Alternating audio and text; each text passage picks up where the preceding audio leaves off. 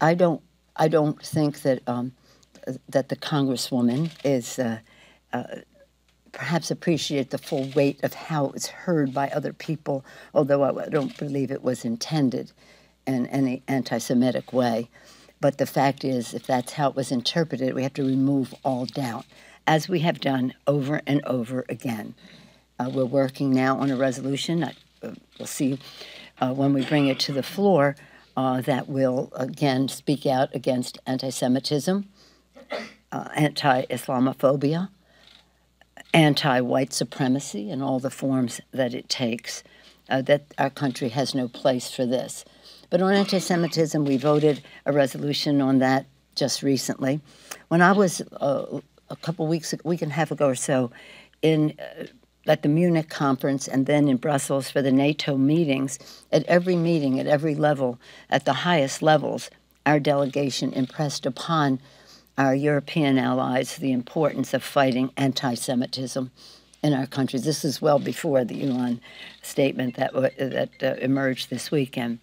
But when it did, it was important for me to speak to the member first before we would proceed. She was in Africa.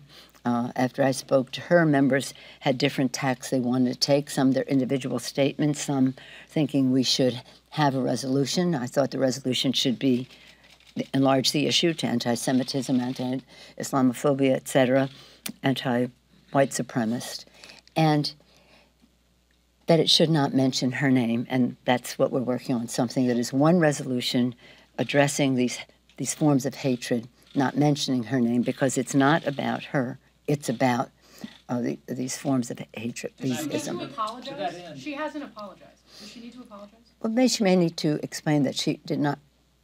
It's up to her to explain, but I do not believe that she understood the full weight of the words. As I say, when you're an advocate out there, as I was, so I appreciate all the enthusiasm that comes into our Congress. I've told you that before. That was me pushing a stroller and carrying those signs. So I understand how advocates come in with their enthusiasms. But when you cross that threshold into Congress, your words weigh much more than when you're shouting at somebody outside.